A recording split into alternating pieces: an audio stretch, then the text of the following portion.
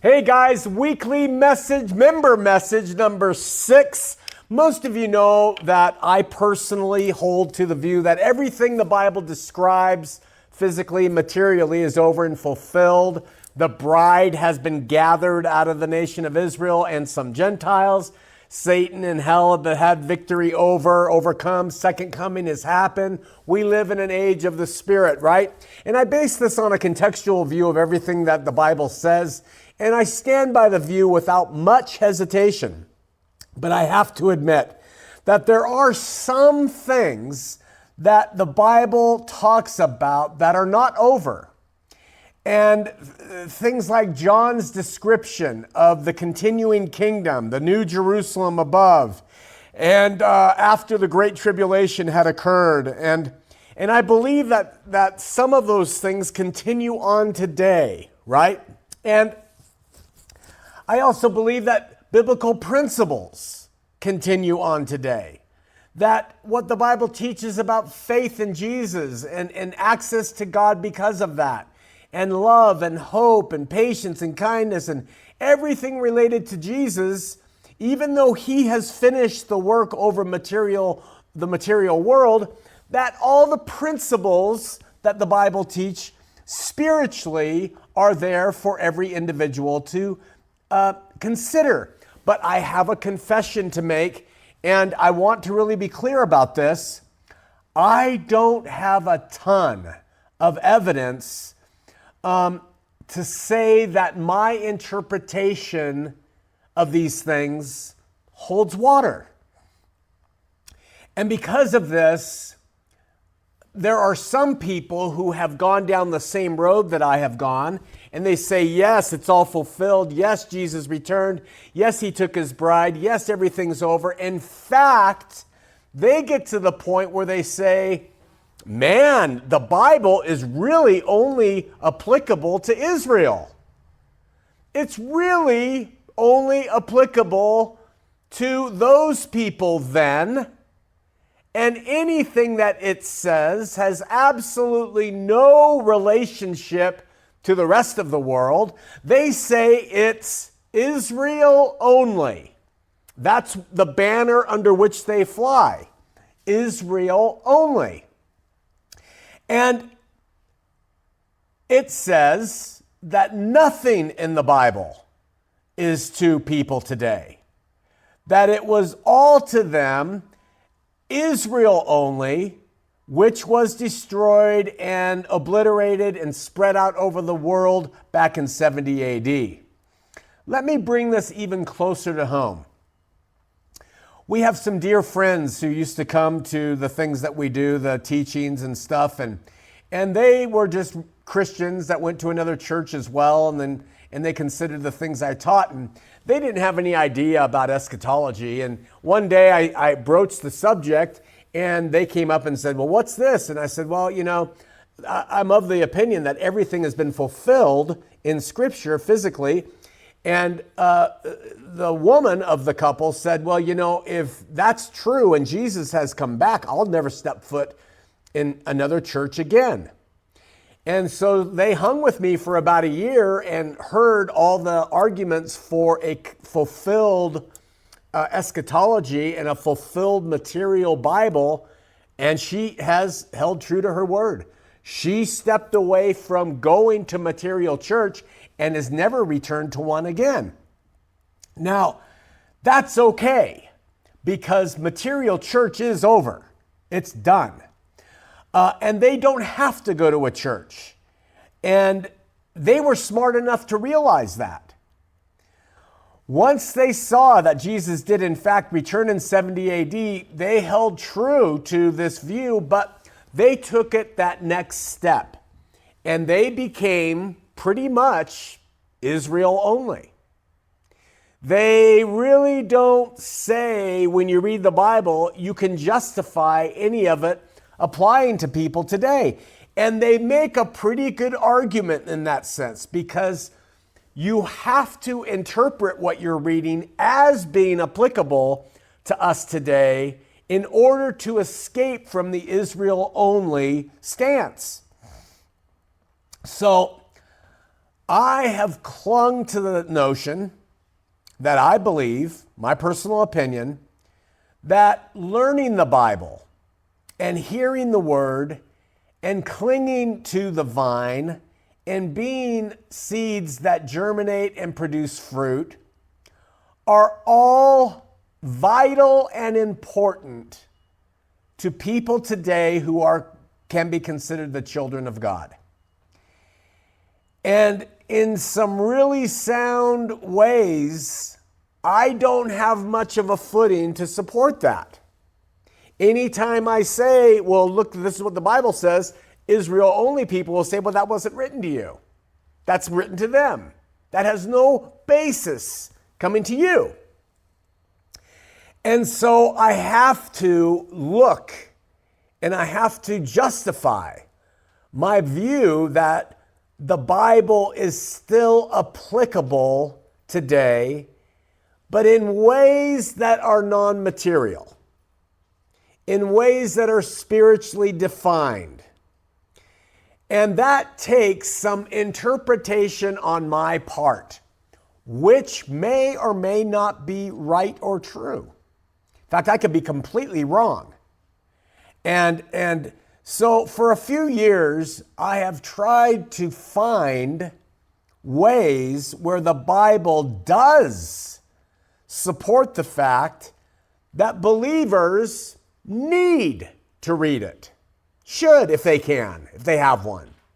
Yes, it's all the Spirit, but the Bible helps us know who God is and who His Son is. It is what helps our faith. It is so valuable in reading it, but is there anything within its covers that I can reasonably use to justify that we should be still in it today, seeking principles that are spiritually driven, that don't have any basis in material religion? And I have to openly admit that my personal view of Scripture in our lives today is really subjective. And it's just what I think. And I don't have much to stand on in terms of a literal application to this stance.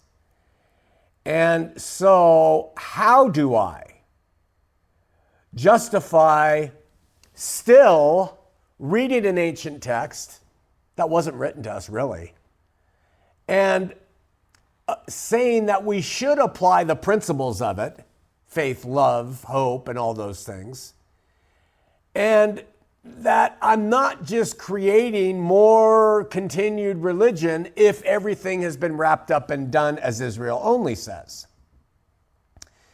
So I want to go through quickly, it's not much, and just tell you why I believe that even though everything was fulfilled materially and ended 70 AD, and that the kingdom of God is now spiritual and abides within us, and God writes His laws on individuals, why I believe it's important for believers to continue to seek Him through a study of the Word and to apply principles of the faith that are shared in Scripture to themselves.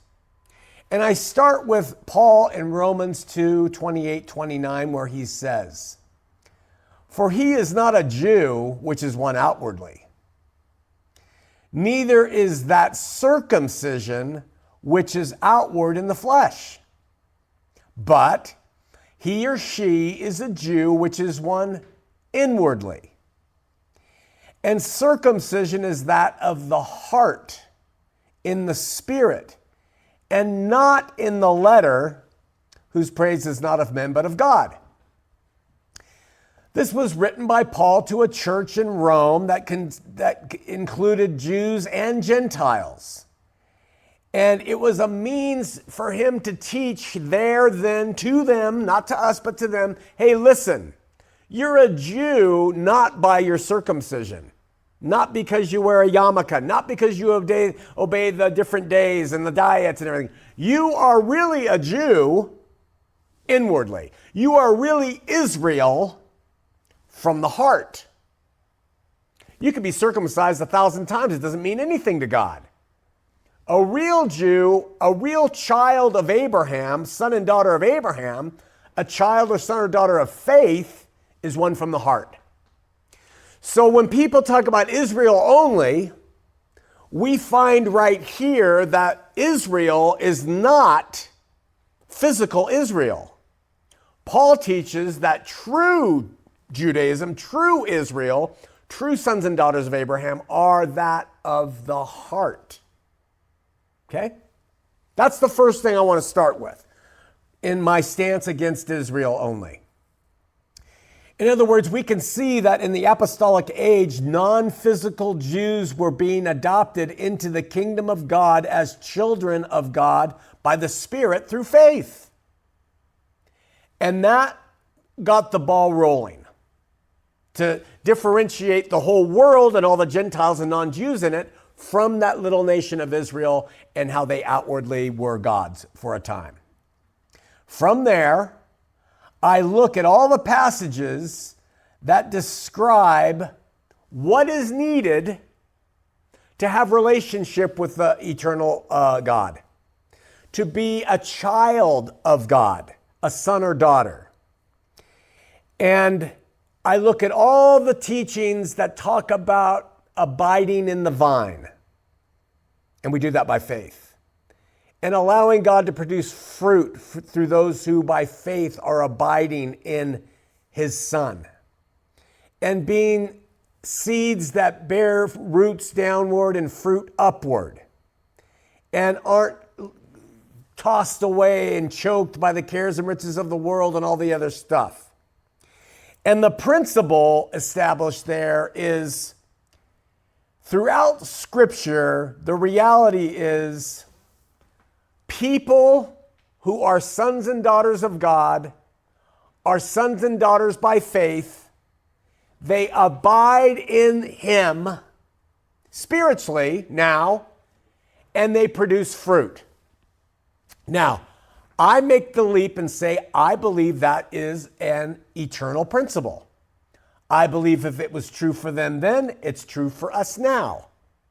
And I believe that that means that people need to choose faith and then to choose to love in response to that faith. All right? Now, I can't prove that the ancient text is speaking to me in principles of spirituality that are eternal. I make that assessment.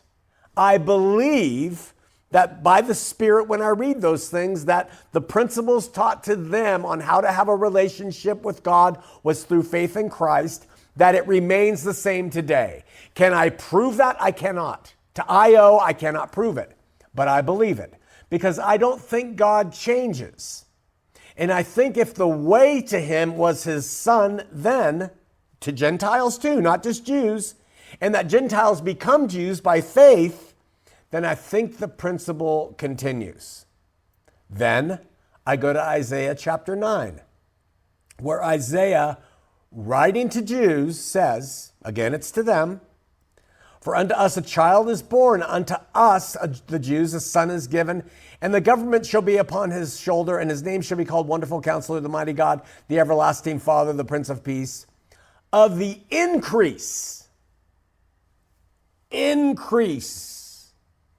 of his government, that means his kingdom, and peace, there shall be no end. Now, if that's true, if it was true to Israel only, and it was written to them, that's fine.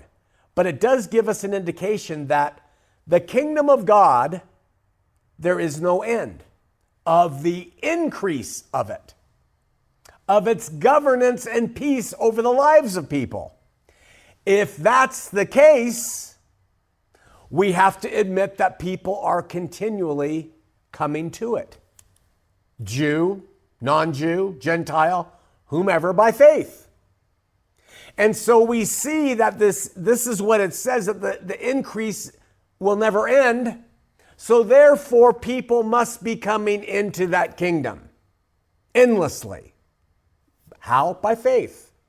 Described in principle through the Scripture for those who are God's. Finally,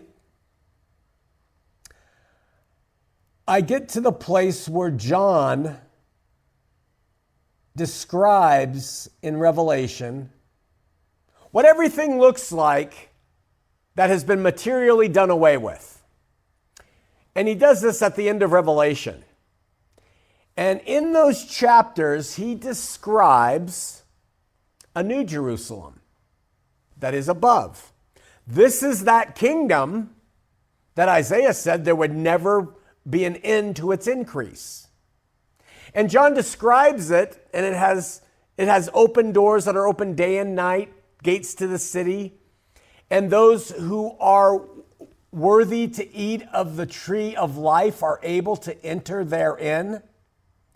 And John describes this, after all the material stuff has been done, as existing with people inside of it and with people outside of it. If that is a description of what happened once Jesus came back and reordered everything, then we know that there is a destination after this life for those who are God's, who are sons and daughters of God, that is inside that kingdom. And there is a place that John describes for those who are not. It's outside that kingdom. And then working backward, we know that from Isaiah, that kingdom will increase eternally. And we know, therefore, that people to get to that kingdom, if the principle remains true, are getting there by faith. And we know that faith comes by hearing the word. And we know that that is what equips us to maintain the faith and be in the faith and abide in the vine and produce fruits of love. Then working all that together, I see those things as the main justification within Scripture to say, yes, it was Israel only, but there are indications there that now that that has been done, the kingdom continues. And those who are a part of it will abide by the same principles that were in place during Jesus' day and in the apostolic church. That you come to him humbly, you cast your cares upon him, you walk with him, you feed your faith, you avoid the sin of unbelief, and you grow to a point where you can produce fruit where God will cut you back in order for you to produce more. And then after this life, when you enter that kingdom as a believer of faith, you will be rewarded according to the fruit that you allowed God to produce through you. I stand on this without complete biblical justification. Only these scraps that I could put together that make sense on what the Bible says for us now. Literally, actually describing what continues on.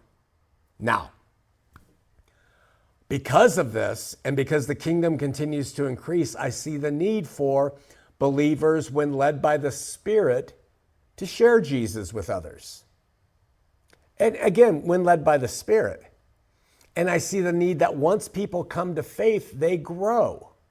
And how do you grow? You grow by the reading of the Word. What does that do? It washes clean all the former ideas that we have that are of the flesh.